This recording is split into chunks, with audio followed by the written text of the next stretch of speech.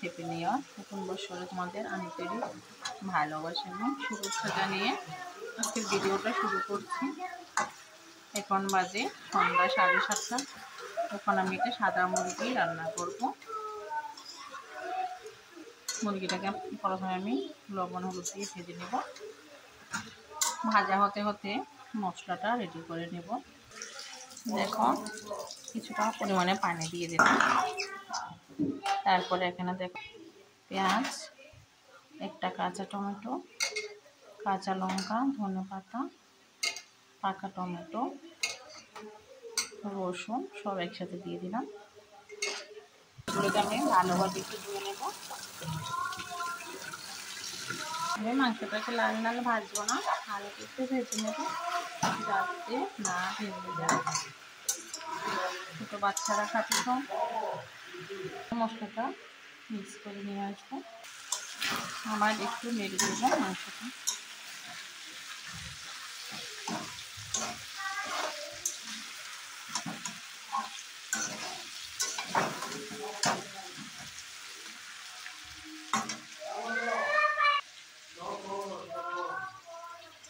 তেলটাতে আমি মশলাটা দিয়ে দেবো।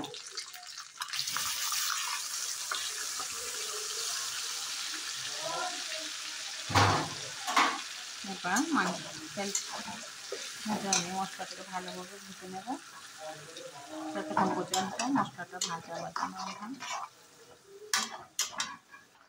তেজপাতাটা ধুয়ে দিয়ে দিলাম।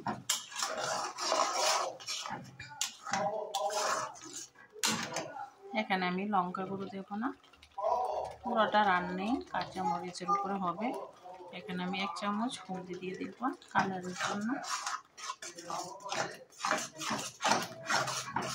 এক এক করে মশলাটা দেব আর মিক্স করতে থাকবো আমি।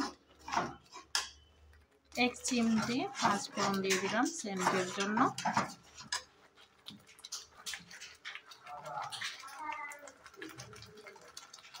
হাফ চামচ ধনিয়া, হাফ চামচ জিরে,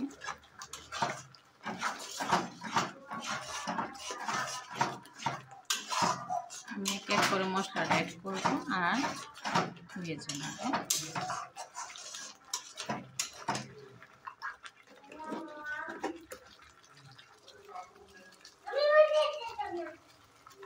সর্ষে বাটা 2 চামচ, আবার একটু নেড়ে মিক্স করে নেব।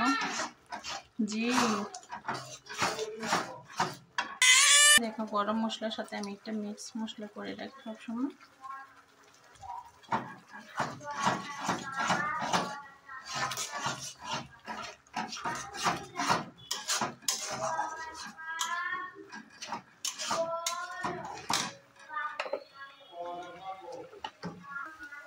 দেখো এখন আমি এখানে আলুগুলি দিয়ে দেব।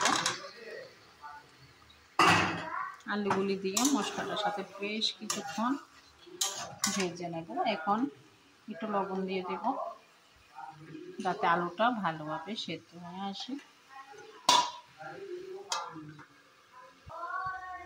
দেখো আলুগুলি ভালোভাবে এভাবে আমি অনেকক্ষণ মিক্স করে নেব। এখনো কিন্তু পানি শুকায়নি ধনেপাতাটা বা মশলাটা। এখানে কিন্তু কোনো শুকনো লঙ্কা হবে না, কাঁচা লঙ্কা আর ধনেপাতা।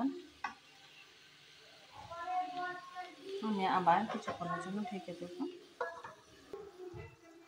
দেখো পানিটা শুকিয়ে গেছে, নিচ থেকে লেগে যাচ্ছে। আমি এখানে হালকাভাবে নেড়ে চেড়ে দেব।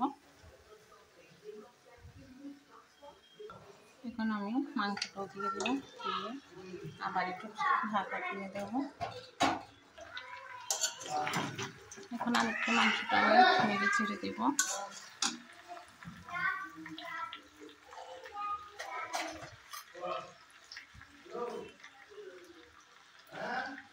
অল্প পরিমাণে চিনি দিয়ে দেব।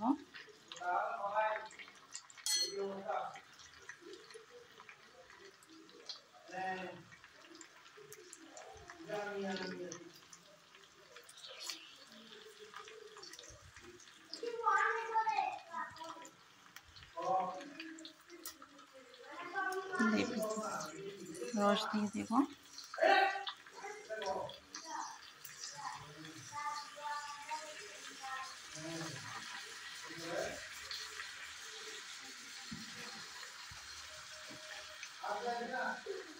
তারপর আমি এখানে একটু সামান্য পরিমাণে সরিষার তেল দিয়ে দেব।